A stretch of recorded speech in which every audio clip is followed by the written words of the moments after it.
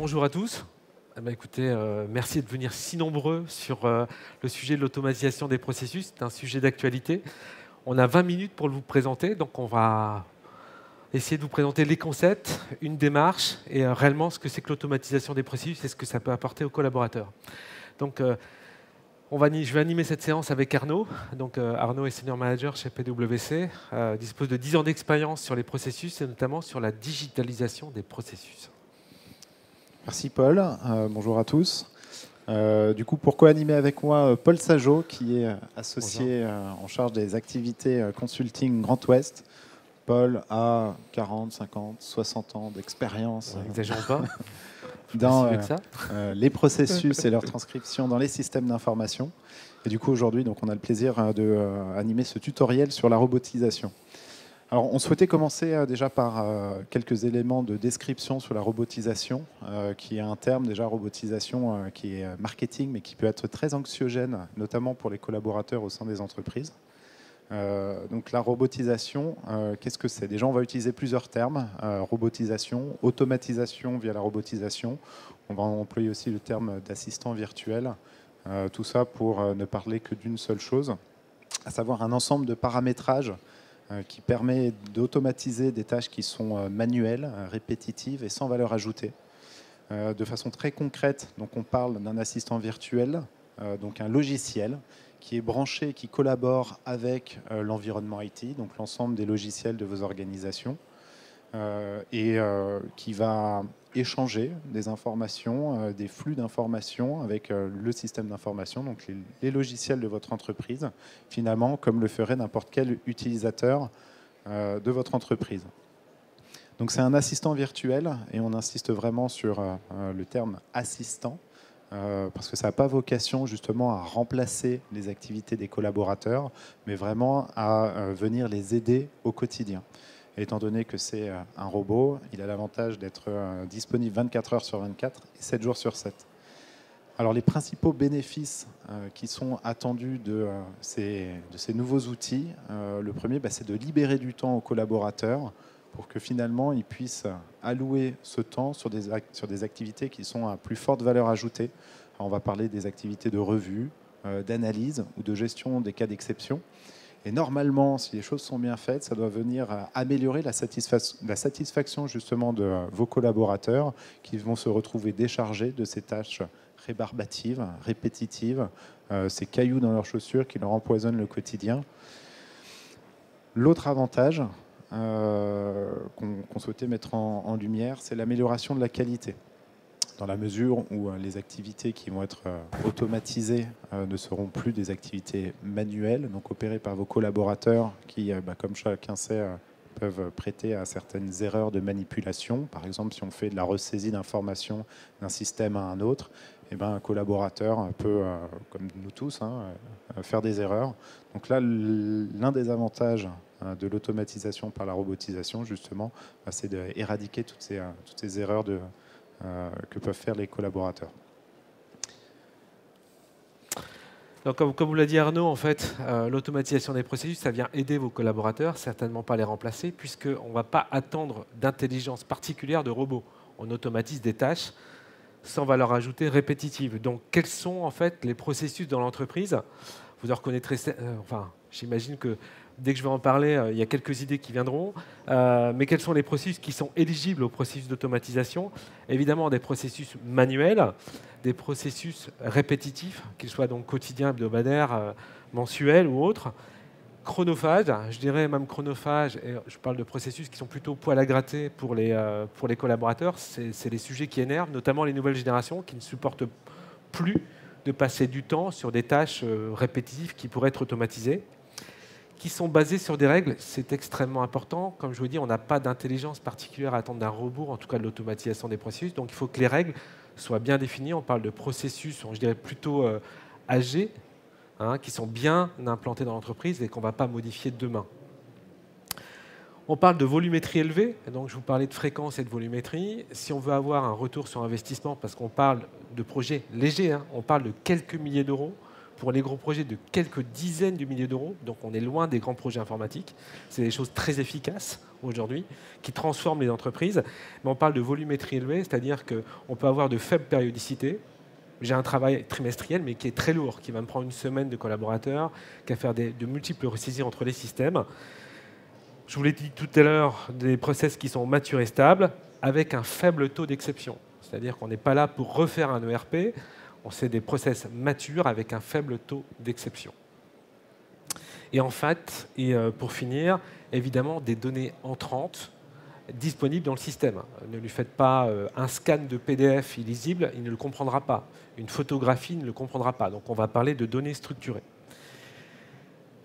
Sur les différents, qu'est-ce qu'on va retrouver comme exemple pour illustrer je veux croiser des référentiels dans le cadre de qualité de données. Donc j'ai 2000 références, j'ai 20 champs par référence, j'ai plusieurs référentiels dans mon groupe ou dans l'entreprise, je veux les croiser pour avoir les écarts. Un robot le fera très bien. Un humain, ça va être l'horreur.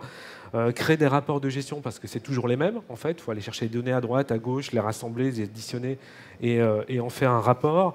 Le contrôle permanent, pour ceux qui ont du contrôle interne à faire, c'est un sujet qu'on peut largement automatiser pour une grande partie des cas, etc. etc., etc. Donc le mieux, je vais laisser Arnaud continuer, mais c'est peut-être vous présenter carrément un exemple avant de continuer. Et Arnaud, je te laisse le commenter. Et du coup, ça nous semble très important de pouvoir illustrer justement cette technologie. Donc on va vous passer une vidéo qui fait une 50aine de secondes, donc qui va vous présenter sur la partie gauche le processus qui a donc été stabilisé et qui a été paramétré dans le robot. Et ce qui est intéressant, c'est qu'on met en regard donc le processus qui va être déroulé par le robot, et sur la partie droite, on va voir le robot naviguer d'un logiciel à un autre. Là, le cas d'usage, c'est la mise à jour d'un référentiel fournisseur. On va voir le robot qui, premièrement, va ouvrir une fiche de mise à jour matérialisée par un fichier Excel, qui va l'ouvrir, qui va enregistrer les données et en faire quelques contrôles. Ensuite, il va ouvrir l'ERP dans lequel est le référentiel fournisseur pour venir réinjecter toutes les informations avant d'envoyer une notification à l'utilisateur par mail. Alors, ça va être assez rapide.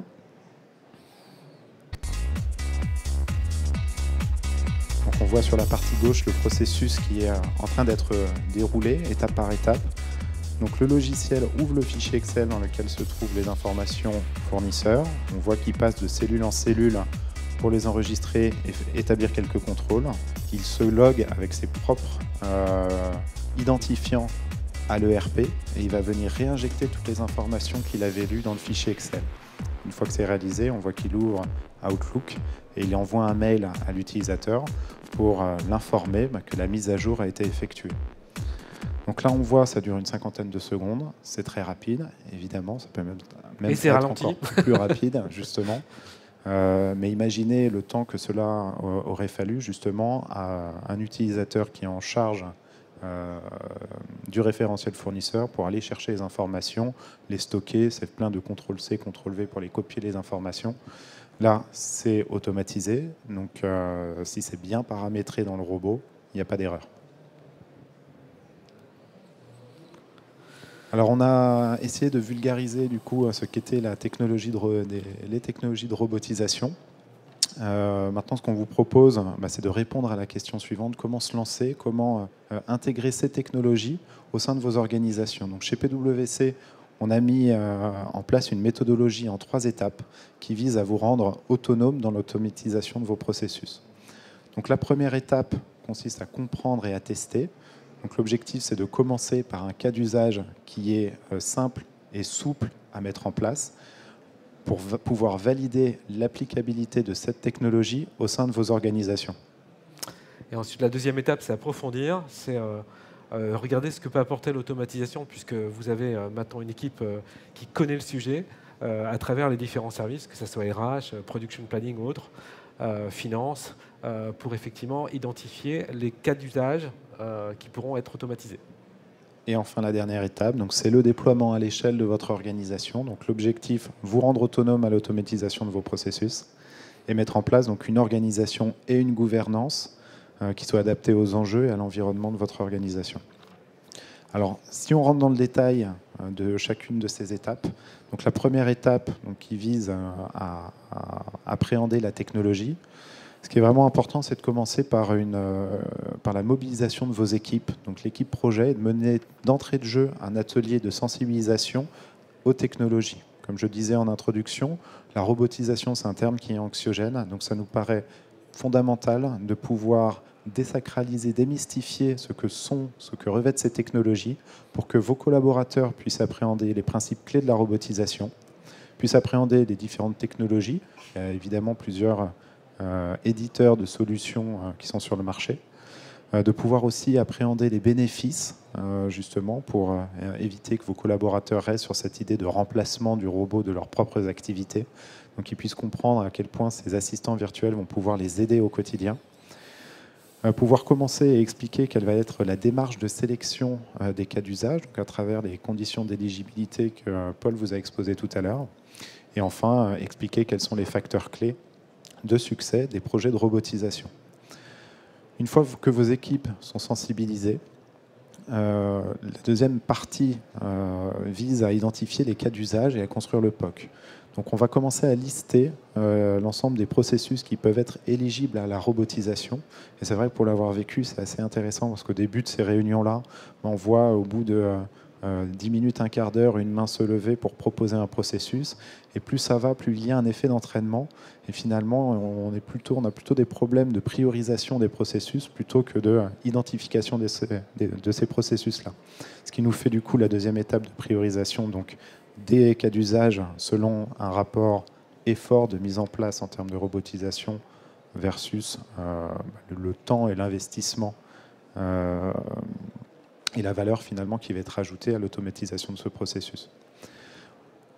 Une fois qu'on a sélectionné du coup un cas, on va construire un proof of concept donc pour appréhender la technologie et démontrer son applicabilité au sein de l'organisation. Donc on va investir et se coordonner avec les équipes notamment IT pour pouvoir mettre en place ce robot, ce POC au sein de l'organisation en partenariat, donc on crée une équipe en partenariat entre les équipes de la DSI et les équipes métiers.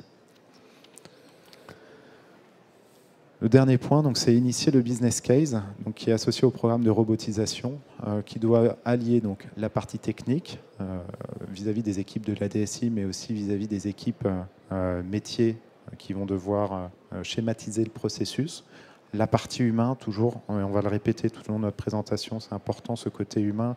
On a intitulé notre présentation « Libérer les collaborateurs » justement, et on parle d'assistants virtuels, justement pour positionner ces outils de robotisation en aide auprès de vos collaborateurs. Et enfin, le dernier aspect, c'est l'aspect financier, parce que évidemment, comme dans tout projet, ça nécessite des coûts sur lesquels il faut pouvoir calculer sa rentabilité. Rapidement, la deuxième partie, approfondir. Je vois que le temps est contraint, donc préparer le programme pilote, c'est-à-dire que derrière, une fois qu'on a travaillé sur un POC, on a aujourd'hui une équipe ou un noyau d'équipe compétent sur le sujet, donc qui va travailler effectivement avec l'ensemble des process de l'entreprise pour établir un portefeuille de processus ou de sous-processus pouvant être automatisés. Donc, qui vont travailler sur la éligibilité et qui vont établir donc, les cas d'usage identifiés pour le programme pilote, qui vont être de l'ordre d'une dizaine. Analyser effectivement les processus, identifier déjà les exceptions qui vont devoir être traitées par le robot, standardiser, enrichir, documenter, et définir l'écosystème IT, puisque derrière, on va avoir un écosystème entre les métiers qui vont être prépondérants et la DSI qui va apporter son support.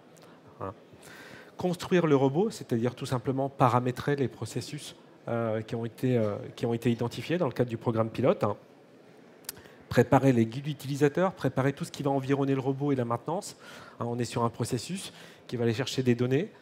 Et puis en fait, ensuite, effectivement, mettre en production le robot sur le périmètre pilote, donc avec les métiers, vérifier que les exceptions ont été correctement traitées. Il y aura probablement de nouvelles exceptions, les traiter à nouveau, et rendre effectivement les sujets d'automatisation ou les process automatisés pertinents et productifs, et continuer et finaliser ou continuer à construire le business case, notamment sur les ROI attendus.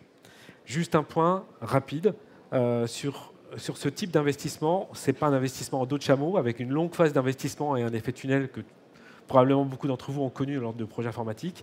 On est plutôt sur la sinusoïde. J'investis, je récupère, je réinvestis, je récupère, etc. Donc on n'a pas ces gros effets liés aux gros projets. On a des investissements avec des cycles de ROI très courts. Ce qui nous amène du coup sur la dernière partie, donc, qui vise le déploiement. Donc l'objectif, c'est de finaliser le business case en enrichissant le business case qui a été fait à l'étape précédente avec les éléments collectés donc, de cette phase pilote. On va estimer les coûts et les gains associés au déploiement à l'échelle et on va décider au cours d'une réunion de go-no-go finalement pour décider si cette technologie a vocation à être déployée à l'échelle au sein de votre organisation. En cas de réponse positive, il va falloir préparer ce déploiement. Donc on va définir l'organisation et la gouvernance attachée au programme de robotisation. C'est vraiment important justement pour éviter qu'il y ait des paramétrages de robots qui se fassent de façon sauvage au sein des différents services, au sein des différentes directions, et finalement que la DSI, quelque part, perde le contrôle de tous ces assistants virtuels qui seraient développés sans visibilité auprès de cette équipe-là. Pourquoi c'est important? Parce que comme on l'a vu à travers l'exemple, le robot va être en interaction avec les différents systèmes d'information, les différents logiciels. Si la DSI perd en visibilité tout ce qui va être utilisé en termes de données, finalement des mises à jour sur des programmes sources qui sont utilisés par les assistants virtuels peuvent venir mettre à mal l'ensemble des robots qui utilisent ces données-là. Donc c'est vraiment important de mettre en place et une organisation et une gouvernance pour assurer la maîtrise et la visibilité de tous ces assistants virtuels. Donc c'est finalement la définition d'une stratégie de passage à l'échelle qui est nécessaire. Et pour faire cela, nous, ce qu'on préconise, c'est de mettre en place ce qu'on appelle un centre d'excellence en robotisation, dont l'objectif c'est constituer une équipe, dont l'objectif sera premièrement d'acculturer l'organisation, l'entreprise au sujet de robotisation, un peu comme ce qu'on a pu le faire aujourd'hui avec vous. C'est d'animer le processus d'identification, de collecte des différents cas d'usage, de pouvoir les qualifier, calculer leur rentabilité et aussi pouvoir les prioriser en termes de développement. Et comme ça, à être amené à bâtir une feuille de route de robotisation et de développer et de déployer et de maintenir les assistants virtuels. Donc une dernière slide qui est la synthèse qu'on va passer rapidement parce que j'espère qu'il nous reste assez de temps. On voulait vous montrer une dernière vidéo, notamment sur l'automatisation d'un reporting. Et à mon avis, pour vous permettre de voir quelle est la puissance d'un robot. Alors il nous reste 2 minutes normalement. Vous êtes d'accord? 2 minutes. C'est bon, ça Donc passe. Là, c'est un cas que je pense qu'on est nombreux à rencontrer au sein de nos entreprises. Donc c'est le cas de l'établissement d'un reporting. Donc, comme chacun qui ici a essayé, la mise en place d'un reporting, c'est souvent quelque chose qui est répétitif, qui nous est demandé de façon hebdomadaire, mensuelle, trimestrielle. Et on constate, de par nos interventions, que très régulièrement, les personnes, sans forcément en avoir conscience, vont dérouler un processus qui est mature. Je sais où aller chercher mes données, je sais qui contacter pour aller récupérer de l'information. Je sais, souvent, je me suis créé d'ailleurs un fichier Excel pour pouvoir tout compiler sur un même dossier, pouvoir faire mes contrôles de cohérence, mon formatage. Et tout ça, ce sont des processus du coup qui sont manuels, répétitifs, rébarbatifs. Et puis on va retrouver finalement les conditions d'éligibilité que vous exposez, Paul, tout à l'heure. Donc là, les solutions de robotisation permettent finalement de robotiser toute cette mise en place de production de reporting. Et on va apprendre, on va paramétrer le robot pour aller chercher les informations aux bons endroits, pouvoir compiler ce fameux fichier Excel, établir les contrôles de cohérence. Et généralement, ce qui est fait d'ailleurs dans les supports, parce qu'on communique assez peu sur des fichiers Excel, on met tout sur un fichier PowerPoint. Et ça aussi, le robot va pouvoir donc assurer la récupération des informations dans les outils cibles, les outils cibles, la mise en place, la ressaisie des informations dans un fichier Excel, et ensuite la transposition de ces informations-là contrôlées dans une présentation PowerPoint. Et on voit d'ailleurs les rapports s'établir de façon très rapide par rapport à ce que pourrait en faire un humain. On voulait vous remercier d'être venus nombreux pour ce tutoriel. Merci à vous.